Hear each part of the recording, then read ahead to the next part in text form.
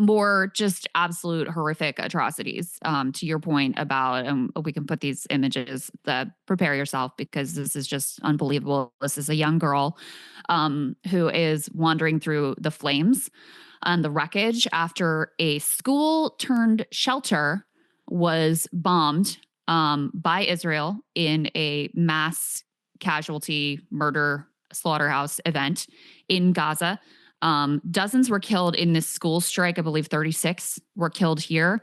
And at least 52 people overall in the Gaza Strip were killed on Monday alone, just on Monday. You can see people grabbing buckets of water here and trying to put out the flames. I will tell you that little girl did escape. I saw an interview with her. She escaped, but her mom and all of her sisters, I think 5 sisters, were killed, and her dad is in the ICU. So that's the fallout of just this one horrific strike on the school turned shelter. At the same time, I don't know if you've watched, Emma, some of the coverage of Trey Yingst over on Fox News, which appears to be, he's always been a little bit critical, and he's been very courageous in speaking out on behalf of Palestinian journalists, which I've really appreciated. But he's now produced multiple reports out of Gaza that are quite searing and, quite significant given the audience that they are going out to there on Fox News.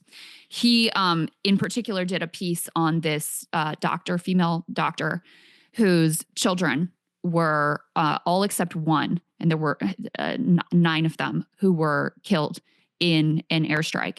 And, so he brought this piece to the Fox News audience. Let's go ahead and take a listen to a little bit of that. Inside Gaza, the death toll is mounting. Over the weekend, a single Israeli strike killed 9 children from the al-Najjar family. New video shows first responders at the site of the strike in the city of Khan Yunis. Many of the images too graphic to show, as the charred bodies of young Palestinians are pulled from the rubble. At Nasser Hospital, their mother, a doctor, received the remains, identifying each child as she wept. She said, "This is Rivel. Give her to me. Look at her instinct as a mother, as if her daughter was still alive. She asked to hold her in her arms. She's a pediatrician. See the subconscious reaction. She wanted to embrace her daughter, forgetting that her daughter was burnt in front of her eyes." With the war grinding on, we do know mediators in both Doha and Cairo are going to still try and reach a ceasefire agreement. But with those ground operations ongoing, it may be difficult. It's just absolutely unimaginable. Like, it's literally unimaginable. You're there at a hospital trying to do your job, and the bodies of your 9 children are brought to you, and her one remaining child, a son, is in, serious condition after this strike. Yeah, it's unimaginable. Credit to Yingst, who's done other good segments over at Fox. I think we played one that covered the killing of the medical personnel by Israel. That's right. Right, which was when there were, I think, over a dozen first responders who were zip-tied, hands behind their back, and basically shot and then covered in mass graves. And the Israelis initially tried to deny it. Then there was footage that came out that Yingst put to the fore in that report, which contradicted it, as did other outlets. And it's amazing to me that they even kind of bother with the excuses at this point, right? They've almost moved away from it entirely. Like, you have Ben Gvir basically openly saying we're targeting civilians. This is the purpose of what we're doing here. These are the kinds of things that it's just a new atrocity every day. And last week, I'm sure you covered this a little bit too, Krystal, the reaction to Miss Rachel having that girl with that double amputee girl on her show, and Rahaf. Showing Rahaf, showing her the joy that she had on her face when Miss Rachel was singing and she got to meet her in person was so deeply moving to me and heartbreaking, because you see that little girl engulfed in fire. Thankfully, she's okay, but her whole family is dead. And you think about the level of trauma that child has to endure. And then you see that video with Miss Rachel and how that for a moment she smiles and laughs, even though she can't really stand up anymore because she's still getting used to her prosthetic legs.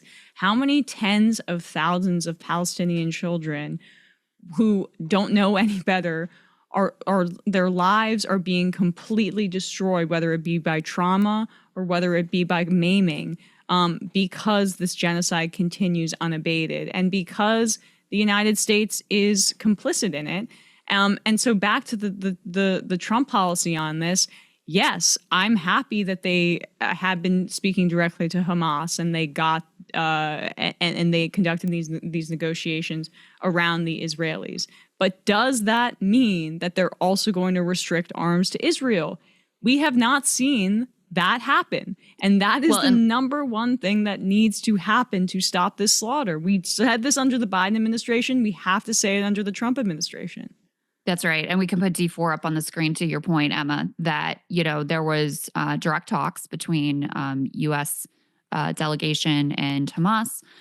Jeremy Scahill drops. I really cannot recommend their reporting more. They're always ahead and always more accurate than the mainstream sources. And basically the TLDR here is that Hamas and U.S. had some level of understanding agreement on a ceasefire deal. And then Israel came in and said no. And, they don't want the war to end. And then rather than the Trump administration calling out Israel as the obstacle to some sort of a ceasefire deal here, instead they threw Hamas, they said Hamas was the obstacle and took Israel's side once again. So it's like, okay, well then, we're just seeing the same patterns play out as we did under the Biden administration of these secret leaks about, oh, they're really frustrated. And, oh, we had a tough conversation with Bibi and, oh, they're really upset, blah, blah, blah. And, oh, Trump wants the war to end. If you are still sending the bombs, you don't want the war to end. It's really that simple. Like, until I see you say and do, okay, we're cutting off all weapons. We are not supporting and funding this anymore. And by the way, if an American president, whether it was Biden or now Trump, called Bibi and said, we're cutting off the weapons, that's it, you're done. Guess what? They would be done. Yes, we do have that level of power and control. That is the reality of the situation. And so until that happens, then we are still funding, supporting, providing diplomatic cover for the most horrific atrocity of our time. And it's not even close. I mean, it truly is. It's a Holocaust. The moral issue of our time. And you're right. At this point, if you are an American taxpayer who's even semi-aware of what's going on and you aren't thinking about this every day and doing something, it is a moral failing at this point. It is a moral failing at this point, given just thinking about the children alone that have been murdered, starved, bombed, amputees, maimed, traumatized. None of these kids will ever be the same after living through this. And there's been polling that has showed this overwhelming majority of Israelis support Donald Trump's plan to purely ethnically cleanse the Gaza Strip and move the however many Palestinians remain. You hear Trump and other people kind of sometimes slip up and say figures that indicate what is likely that hundreds of thousands of Palestinians have actually been killed. The figure that's being circulated in the mainstream press, I think, almost borders on lies and misinformation. So I don't even like to use it because of how inadequate it is. But when you see that kind of polling, this is just an indication that this is not going to come from inside Israel. This has to be like with South Africa. Sorry? It has to be imposed by us from the outside. Imposed, exactly. Yeah. I mean, and it's an even more extreme situation given the level of slaughter of the genocide that we're seeing then in South Africa. It has to be imposed upon them by the international community. And right now, the world superpower, a waning one, is deciding that the best opportunity for us to hold our grip on power is to maintain our dominant military presence via hard power in the Middle East, because we're concerned about China's incursion into that area and its increasing sphere of influence. But they're doing it by things like, helping build infrastructure in the continent of Africa, or by negotiating, setting up, brokering a deal between Iran and Saudi Arabia to stop the blockade and slaughter in Yemen, which I still think gets not discussed enough, because that was actually a positive diplomatic negotiation that was brokered by China around the United States. So the U.S. is that's how I think foreign policy has to be viewed in the Middle East right now, which is they're trying to create a bulwark against China, and they're doing it by supporting a wholesale slaughter of an indigenous population. Emma Vigeland, thank you so much for hanging out with me this morning. It's always a pleasure to see you and hear your brilliance. Thanks so much, Krystal. And tell anything you want to plug, tell people where they can go and watch the show and all that good stuff. Sure. I'm the co-host of a show called The Majority Report. We're live every weekday, noon Eastern. You can find us on The Majority Report, youtube.com/Sam Cedar. And check us out today if you have the time.